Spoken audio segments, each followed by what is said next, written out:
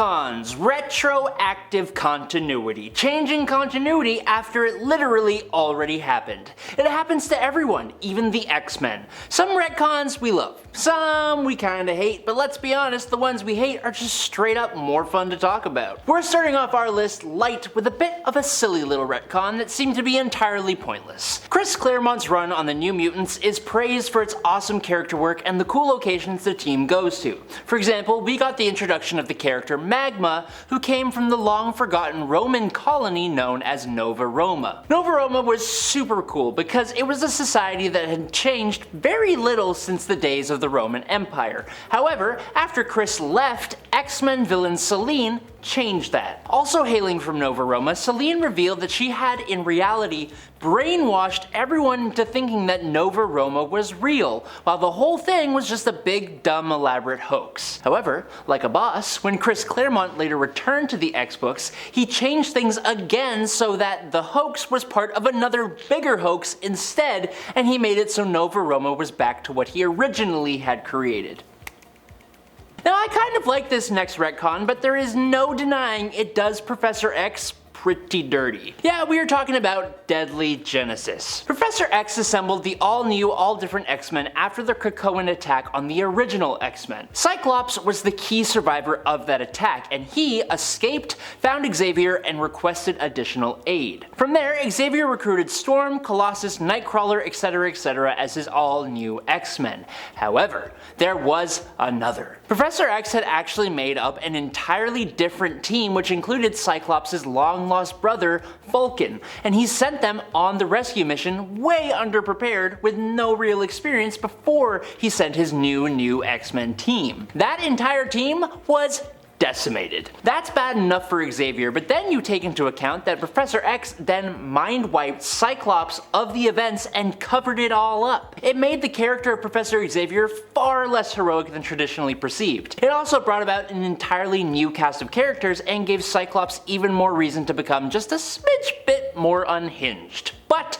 morally dubious Professor Xavier kinda works really well. I like it. The Decimation. It's a huge event in the X-Men canon. This is when the Scarlet Witch wished away the X gene completely when she said no more mutants, and the next decade of X-Men comics centered on that decision. With just 198 mutants left and no more mutants being born anymore, mutants were on the edge of extinction. Obviously, the mutants absolutely hated Wanda for this, and for good reason, but alas, all was not as it seemed. The Scarlet Witch's involvement was soon altered in Avengers: The Children's Crusade, as the X-Men discovered that Victor Von Doom was secretly behind the Decimation. Sure, the X-Men still hated the Scarlet Witch for a long time after, again, rightfully so, but the comics removed some of her blame for the situation. It was a serious change given how important the Decimation was for the X-Men. The Dark Phoenix saga was landmark. That story set the precedent that even longtime X-Men, some of the most loved characters, weren't beyond being corrupted and turned into the bad guy. Not only that, but they could also cause problems for the entire galaxy and wipe out countless lives. We saw Jean Grey get overcome by the Phoenix Force's power, attack her friends, and destroy a world before sacrificing herself to save everyone. Yes,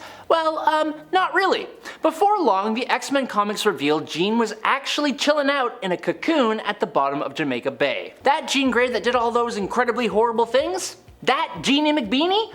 That wasn't Jean at all. Instead, it was revealed that it was actually the Phoenix Force which had taken on the physical form of Jean Grey. The real Jean never did the horrible things the Phoenix did. On one hand, we got Jean Grey back. On the other hand, the change completely uprooted the Dark Phoenix's sagas, message, and legacy, which ticked off a lot of fans. Next up on our list is, kind of a weird one. Bit of a strange fella. It's also incredibly small in the grand scheme of things. Oh, and it's also 100% unnecessary and just weird and was done purely for shock factor storytelling. Sentry Fallen Sun is a comic that depicts the funeral for the Sentry after he was taken down by Thor during the Siege event. A whole bunch of superheroes are at his funeral. The Fantastic Four, Daredevil, Tony Stark, Cyclops, Rogue, and Emma Frost, Doctor Doctor Strange, they are all giving their thoughts and prayers saying nice things about Sentry. Thor even goes and dances with Sentry's mom. It's wholesome. But then we have Rogue. Rogue tries to say her piece. She talks about how she went for a long time without being able to touch somebody, except for the Sentry, who was the only person who could hug her. And then she gets overwhelmed and runs off crying. And then, in a little under-the-breath moment between Johnny Storm and Cyclops, it's basically implied that Rogue and Sentry had, they did the thing. It's just so random and so unnecessary and really out of place. Speaking of random, unnecessary, out of place, and romance, following the untimely passing of Professor Charles Xavier at the hands of his own golden boy Cyclops, who was possessed by the Phoenix Force during the Avengers vs. X-Men event, Xavier's last will and testament are read out by Jennifer Walters' She-Hulk to a room full of mourning listeners. In Uncanny X-Men number 24, fittingly titled The Last Will and Testament of Charles Xavier, Jen reveals to the room of at-odds X-Men that at some point in Xavier's past, he not just loved, but actually married Raven Darkholme, better known as Mystique. As you can imagine, almost every single person in that room was shocked and confused.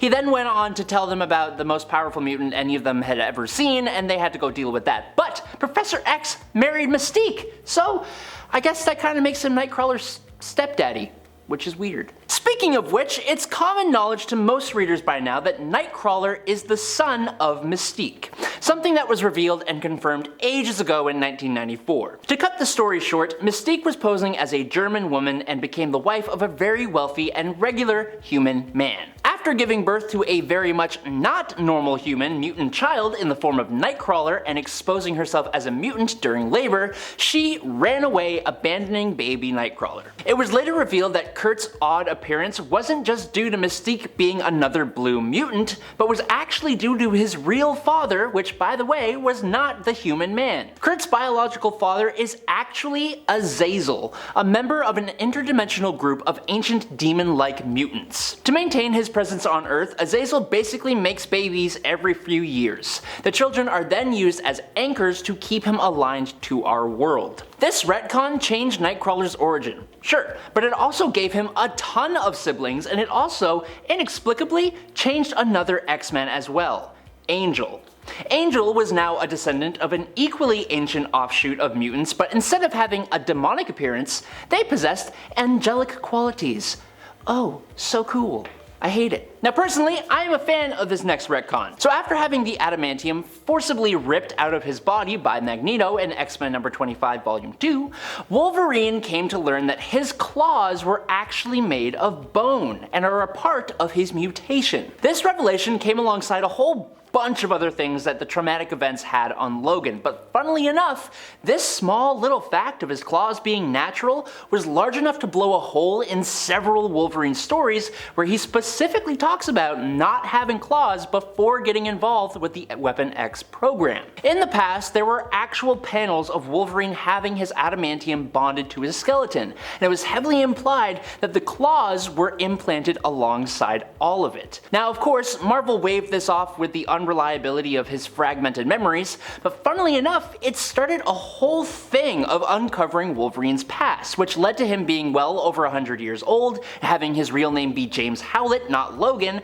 as he thought it was. So it's not entirely negative, but there's no negatives here. From the day of Lucas Bishop's debut in Uncanny X-Men, he was a good guy. Righteous, self-sacrificing, a literal man of the law from the future. He had a huge degree of integrity, and unlike a lot of other characters, he never seemed to waver on that, which is why, when we saw his sudden and drastic change to brutal villainy, most fans were left flabbergasted even if the explanation was clear and out in the open. Now we knew that Bishop came to the main 616 timeline to stop what was commonly referred to as the X-Traitor. At first he thought it was Gambit, then after Onslaught he thought maybe it was Xavier, but then 10 years later, after having never mentioned her or anything like her before, Bishop decided once and for all that it was actually the first baby born since M-Day, Hope Summers. The child would soon be adopted by Cable, and Bishop set out to send the sweet fresh mutant back to the Shadow Realm. Bishop nearly took the life of Professor X, someone he committed to protecting. Oh, and he slaughtered the entire population of a future version of Earth